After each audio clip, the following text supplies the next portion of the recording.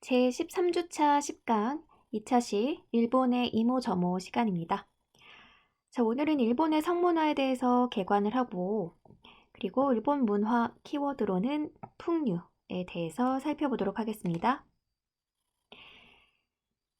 자, 10과 일본의 성문화, 한일 양국인의 성의식의 격차, 종교와 문학 속의 성의식, 현대 일본인의 성의식에 대해서 간단하게 살펴볼게요. 자, 먼저 일본의 이제 성문화 중에서 양국인의 성의식의 격차라고 되어 있는데, 자, 한일 양국인의 상반된 시각차라고 되어 있죠. 보통 이제 한국 사람들이 일본인을 바라봤을 때 문란하다고 보는 시각이 지배적이라고 하는데 정말 이제 그런가요, 여러분들도? 또 반대로 일본인이 한국인을 봤을 때는 표리부동한 이중성으로 특징 짓는 시각이 보편적이래요. 뭐 이거를 일반적이라고 할 수는 없겠지만 한국인이 일본인을 바라볼 때 비교적 이런 시각이 있고, 반대로 일본인이 한국인을 바라볼 때 비교적 이러한 시각이 있다고 이제 뭐 할 수도 있겠죠. 자, 그 다음에 이러한 원인으로서는 이제 종교 영향이라고 되어 있죠. 한국은 유교 사상, 그러니까 유교 문화의 영향으로 폐쇄적인 성의식. 일본은 신도와 불교의 영향으로 뭐 개방적인 성의식이래요. 한국에 비해서.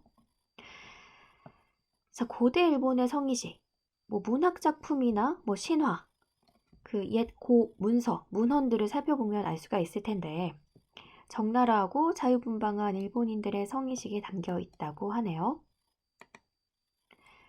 자, 그러면 종교와 문학 속의 성의식은 어떻게 되어 있는지 보면, 자, 이제 불교하고 신도는 이 성에 관해서 뭐 비교적 관용적이라고 하고요.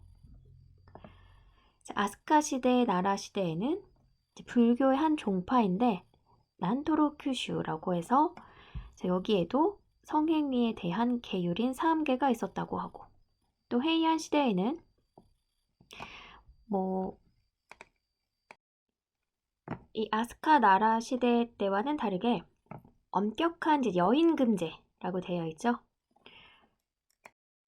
여인금제라는 게 뭐 어떤 특정한 뭐 장소, 뭐 공간에 여인이 출입하는 것을 이제 금지하는 뭐 그런 제재를 의미를 하는데, 이렇다 보니까 남색의 상대가 되는 소년들, 남색 행위가 일상화됐대. 여인을 금하긴 했지만은 이 또 성의식이 또 개방적인 거죠. 어떻게 보면은.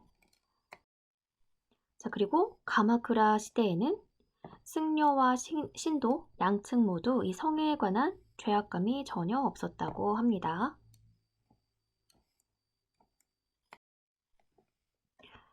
자, 그리고 이어서 자, 문학 작품을 보면 고지키, 니혼쇼키, 일본 역사서, 이제 신화라고도 할 수가 있죠. 자, 근데 일본의 이제 여러 신들의 뭐 적나라한 뭐 어떤 그런 성에 관련된 표현들이 많이 있다고 합니다. 자, 그리고 코우쇼쿠 이치다이 오토코라는 일본의 유명한 이제 소설이 있어요. 호색일대남이라고 이제 우리식으로 한자를 읽으면 이렇게 발음이 되는데, 장편 소설이고요. 이 주인공 유노스케의 어떤 방탕 생활과 색을 좋아하는 그런 생활의 뭐 이야기를 담은 장편 소설이라고 이제 보면 되고, 이게 영화로도 만들어져서 아마 이제 유튜브 같은 데 찾아보면 나오지 않을까 생각이 드는데, 관심 있는 학생들은 한번 찾아보시고요. 자, 마지막으로 이제 현대 일본인의 성의식을 보면 뭐 성의 저연령화, 매매춘 원조교제 등 뭐 여러 문제 직면. 원조교제라는 말이 일본에서 이제 왔다고들 하죠. 자, 그리고 혼전 성관계에 대해서 젊은 세대는 관대하고, 중장년층이 비허용적인 태도라고 하는데 이제 젊은 세대에 비해서 이제 그렇다는 거라고 이제 보시면 될 것 같아요. 자, 그러면 일본의 성문화는 이 정도로만 이제 개관을 하고, 뭐 저희가 수업이다 보니까 정말 뭐 적나라하게 다 다룰 수는 없고, 아마 이제 관심 있는 학생들은 본인들이 이제 뭐 자료를 찾아본다든지 웹 검색을 해본다든지 하면은 더 이제 알 수도 있겠죠. 자, 그러면 문학 키워드 현지 이야기로 넘어와서요. 오늘의 문학 키워드는 풍류. 현지 이야기는요. 오카야마의 출장 이야기를 들려드릴게요. 2019년 봄이라고 되어 있죠.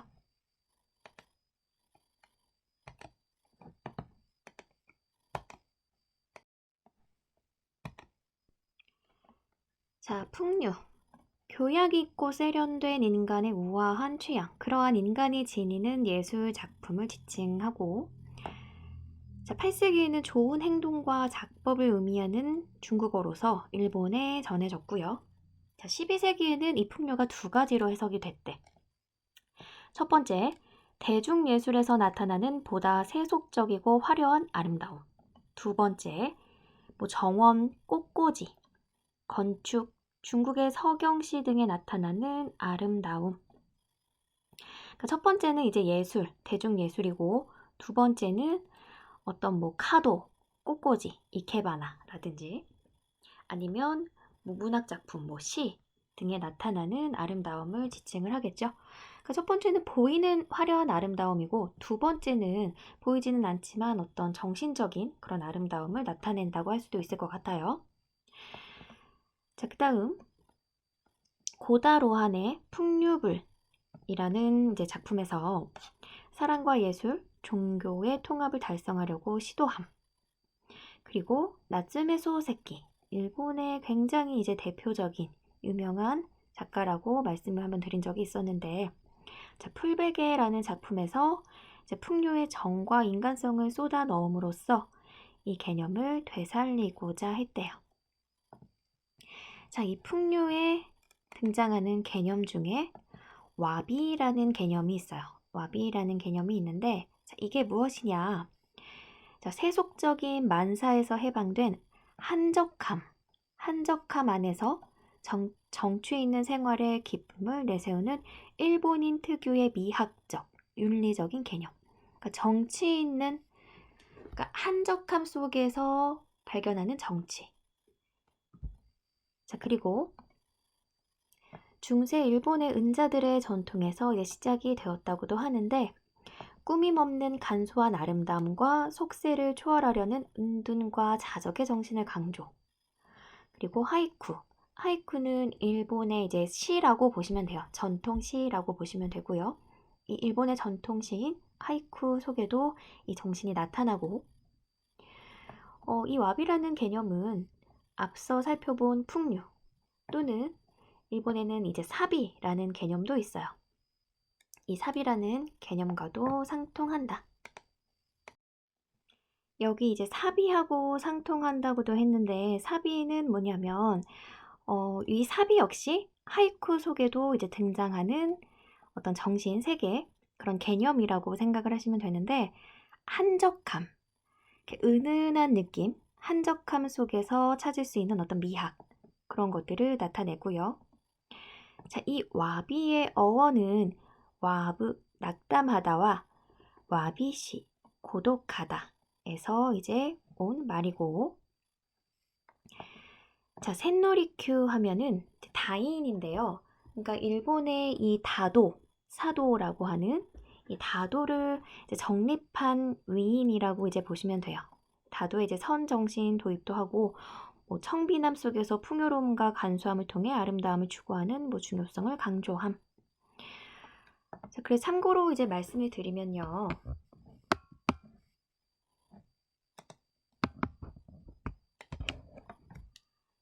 오늘 여기 등장한 와비, 그리고 사비, 그리고 또 하나 이제 개념이 있는데 스키라는 개념이 있어요. 스키라는 이제 개념이 있어서 와비, 사비, 스키 이제 세 가지 개념이 이제 전부 다 이제 풍류하고 상통하면서 문학 작품 속에 등장하기도 하고, 그리고 여기 다도의 정신과도 굉장히 이제 관련이 있어서 세 가지가 이제 상통하는 것이 어떤 한적함, 그리고 정취, 그리고 뭐 은은한 느낌,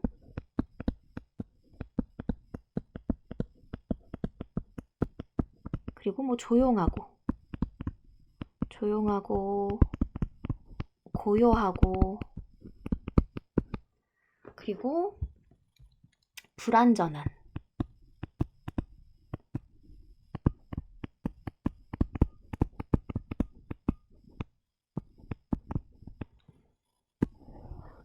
요런 느낌을 가지고 있어서 왜 그 다도에서 불완전한 그 다기를 이제 보고서 아름다움을 느끼고 또 그 다시를 보고 입장하는 순간 신분의 경계가 아예 사라진다고도 하잖아요. 그래서 이 세속적인 것에서 해방되는 것도 있고 그래서 이제 우리가 일본의 풍류 하면은 시를 즐기는 문학작품 뭐 시를 즐기는 것을 떠올릴 수도 있고 또 뭐 꽃꽂이라든지 다도라든지 뭐 그런 것들을 즐기는 풍류를 떠올릴 수가 있는데 그 풍류에는 이 와비, 사비, 스키 세 가지의 정신이 있다.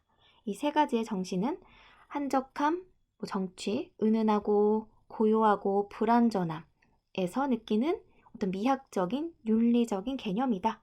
이렇게 기억을 하시면 좋을 것 같아요.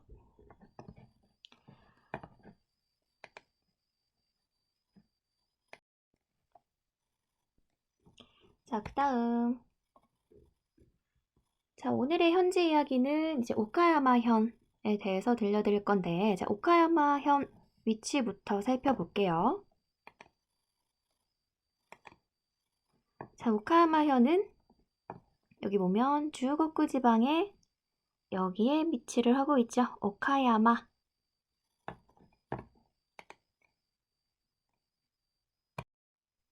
자, 그러면은 오카야마의 이제 영상을 살펴볼 텐데, 그 오카야마에서 이제 고라크엔이라는 굉장히 유명한 정원이 있어요. 한번 살펴보면 이 정원이 굉장히 일본에서는 명정원이라고 할 수가 있겠죠. 일본 정원에 중요한 요소가 또 있어요. 돌 보이시죠? 돌. 그냥 돌이 아니라 이제 고산수라고 해서 그냥 작은 돌이 아닌 이제 커다란 바위, 암석이 반드시 있어야 돼요, 정원에. 그리고 자갈도 있어야 돼요. 사갈. 그리고 물이 중요해요. 네. 일본 정원에는 반드시 연못이 있어야 돼요. 바위, 자갈, 연못 연못. 기억을 하시면은 나중에 이제 정원에 놀러 갔을 때 일본 하면은 가장 무서운 즐기는 일본 하면 제일 무서운 거 개미? 아, 너무 근데 무섭죠? 그쵸. 근데 일본 하면 무서운 거 지진. 지진이 많이 나잖아요. 어. 엄청 무섭잖아요. 연못의 물에 파장이 지진이 났을 때 진동 흡수. 진동을 흡수해주고 또 화재가 났을 때도 불도 꺼주고 불도 막아주고. 근데 가장 큰 목적은 이제 지진이죠. 지진. 일본인들. 자, 그래서 나중에 이제 일본의 정원에 한번 여행을 가시게 되면 꼭 여기 유명한 뭐 정원이 고라쿠엔 아니더라도 일본 곳곳에는 굉장히 유명한 정원이 많아요.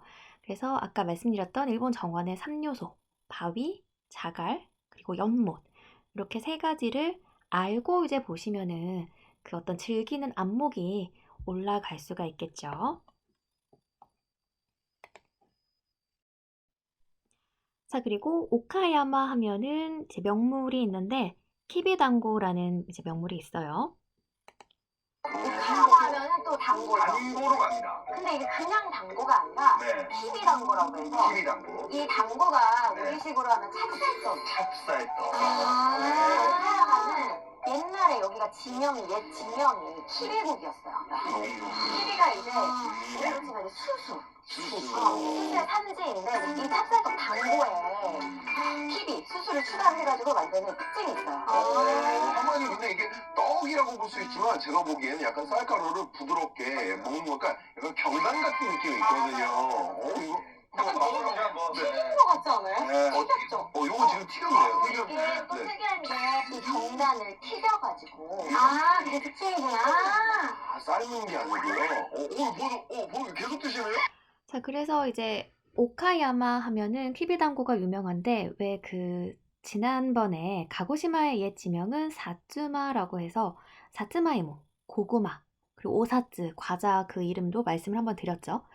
그런데 오카야마는 옛 지명이 키비예요. 키비국이라고 일컬어졌어요. 그래서 지금도 그 지명을 따서 키비단고라는 그 이름이 이제 붙은 것이 되겠죠.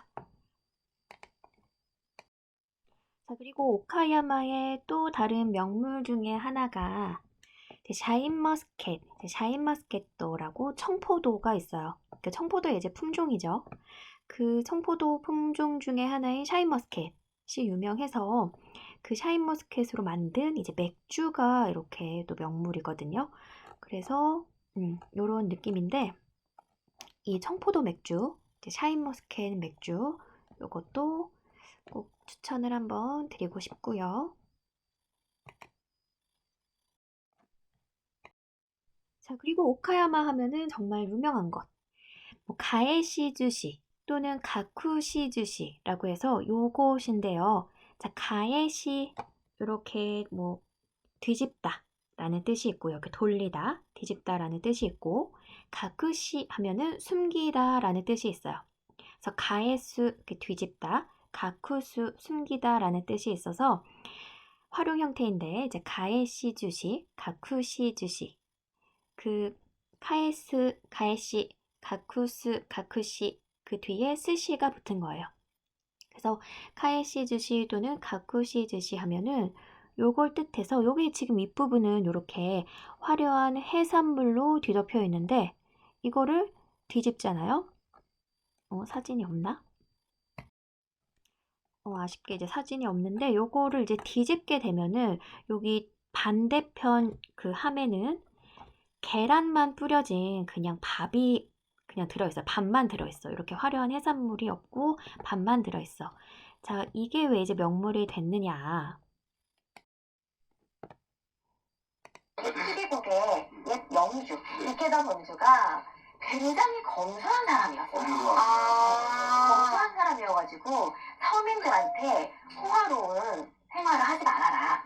그리고 식생활에서도 너무 사치스럽게 먹지 말아라 라고 해서 일즉일체 한 가지 국과 한 가지 반찬을 해서 먹어라 라는 명을 내려요. 그래서 이들이 고민을 하다가 여기 앞부분은 이렇게 계란만 올려가지고 맞아요. 그래서 이렇게 호화로운 재료는 여기 밑에다 이렇게 숨긴 거예요. 그래서 이거를 가쿠시주시라고 해서 가쿠시 숨기다라는 그 초감이 되기도 하고 또는 가에시주시라고 하기도 해요. 가에시는요 뒤집다, 되돌리다. 이거는 먹을 때 약간 급하게 먹어야겠네요. 아니죠. 먹다가 걸리면 얼른 뒤집어야 돼요. 얼른 뒤집으면 돼. 이야기 잘하셨네요. 그래서 이러한 이유 때문에 이제 생겨난 음식인데 이제 지금은 이제 명물이 되었죠. 그래서 오카야마에 한번 여행을 가시게 된다거나 체류를 하시게 되면은 한번 꼭 드셔보세요. 자, 그리고 이제 오카야마에도 교바시 아사이치라고 해서 그 아침 시장, 우리식으로 하면은 뭐 이제 새벽 시장이 되겠죠. 새벽 5시부터인가 이제 열리는 아침 시장이 있어요. 이제 아침 뭐 장터라고 보시면 되겠는데 오카야마에만 있는 것은 아니고요. 자, 어쨌든 그 장터에 가서 이제 먹었던 것 중에 여러 가지 이제 음식이 있지만 그 중에서 그 왜 오존이라고 일본은 그 떡국을 찹쌀떡을 넣고 끓인다고 했었잖아. 그래서 그 유학 시절 사진에도 한번 나왔었는데 이 영상을 한번 살펴보면 어떤 느낌이냐면 달라요. 이런 느낌이에요. 모찌떡. 예. 이렇게 쫄깃쫄깃한 느낌의 떡을 넣고 이렇게 국을 끓여서 먹죠. 굉장히 이제 늘어나지? 어떠세요? 떡은 제 스타일입니다. 식당은 괜찮아요. 떡은 제 스타일이에요. 자, 국물만 제 스타일이면 됩니다.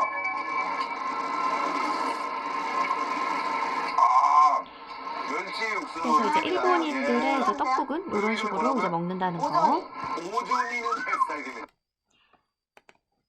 자, 그리고 오늘 우리가 이제 풍류에 대해서 배웠잖아요. 뭐 와비, 사비, 스키라는 개념도 간략하게 말씀을 드렸는데, 그 중에서도 이제 풍류 중에 이제 다도도 이제 예를 들 수가 있겠죠. 여기 다도 영상도 이제 한번 보시면 정식적인 다도는 아니고 그냥 그 마쓰리에서 마쓰리 한 켠의 그 야타이에서 행사로 하고 있던 그 차 한 잔을 마시게 됐었는데 한번 살펴볼게요. 정면 그림을 찾으세요. 지금 정면에서 3번, 2번 시계 방향으로 그 다음에 마시면 돼요.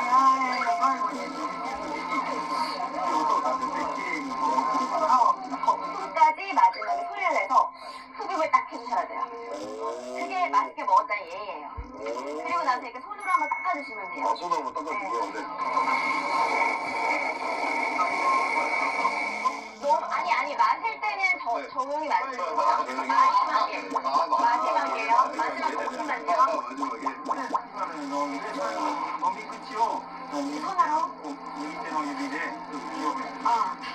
살짝 닦아주시고요. 예, 닦아야 되는구나. 여기도 이렇게. 이 와가시라고 일본식 한세예요. 일본 종이에다가 살짝 닦으시면 되고요. 하이시. 하이시는 하이시는 일본식 종이를 이야기를 합니다. 감상하는 게 예의예요. 정말 문화는 문화지만 차 한잔 먹기 진짜 힘드네요. 그래서 이제 그 찻잔을 감상을 하면서 오늘 그 등장했던 그 개념들 있죠. 와비, 사비, 스키. 그런 개념들을 이제 떠올리면서 그런 어떤 뭐 미학을 즐기는 거죠. 그것을 이제 풍류라고 할 수가 있겠죠. 자, 그리고 이제 오카야마 하면은 가키가 유명해요. 가키는 굴인데요. 이제 카키가 유명하기 때문에 이 굴로 만든 오코노미야끼도 있고, 뭐 이제 국도 있고요. 이런 식으로 굉장히 이제 굴이 되게 커. 이런 식으로 이제 오코노미야끼 이렇게 철판에 만들고, 그래서 이 오카야마에 있는 그 카키 요리집들이 유명한 집들이 많아서 이제 전국 각지에서 많은 사람들이 이제 찾아온다고 하는데 뭐지 코로나 때문에 그것도 이제 다시 재개가 되겠죠. 이런 식으로 굉장히 이제 큰 굴을 넣고 이렇게 국도 이제 맛볼 수가 있고 그 오카야마에 가시면은 요거 굴 요리 전문점도 한번 검색을 해가지고 꼭 한번 다녀와 보시고요. 자, 그리고 오카야마 하면은 구라시키 미관지구라고 이제 검색을 해보면은 이제 나올 텐데 요 구역, 이 지구가 또 유명한데 여기 가면은 이제 인력거도 이렇게 탈 수가 있고 타볼 수가 있고 사진이 이렇게 이제 배도 탈 수가 있고요. 여기 보면은 이렇게 기와하고 흰색 이제 벽 그 형태를 띤 창고라고 보시면 돼요. 에도 시대 때는 이 창고에 이제 곡식들을 저장해 두는 이제 곳으로 그런 용도로서 이제 이 건물이 이제 쓰였었는데 현재는 이제 그렇게 쓰이고 있지 않기 때문에 여기에 이제 뭐 음식점, 뭐 상점이 이제 입점을 해 있죠.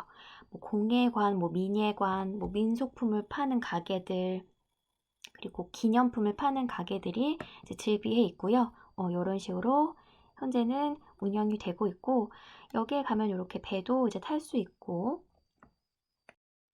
이제 여기 운하 주변으로는 이렇게 버드나무가 이렇게 쭉 있는 게 또 인상적이죠.